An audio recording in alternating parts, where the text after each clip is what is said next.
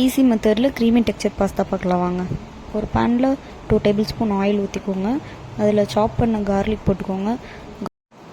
Garlic வந்து golden brown ஆகணும், அப்போ தான் அது நல்லா ஒரு டேஸ்ட் கொடுக்கும்.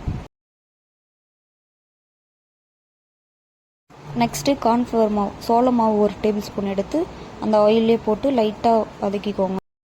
அப்போ தான் அதோட ரா ஸ்மெல் போகும். நெக்ஸ்ட்டு 1/2 டம்ளர் பால் எடுத்து அதில் மிக்ஸ் பண்ணிக்கோங்க, தண்ணி கலக்காத பால்.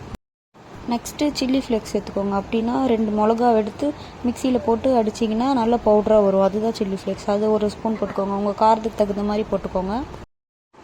தேவையான அளவு சால்ட் போட்டுக்கோங்க.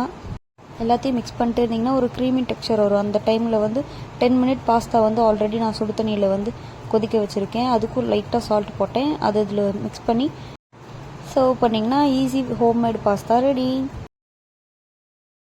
சீரியஸாக இது செம்ம க்ரீமியாக இருக்கும், சூப்பராக இருக்கும். கிட்ஸுக்கு இது கொடுக்கலாம், நல்லாயிருக்கும்.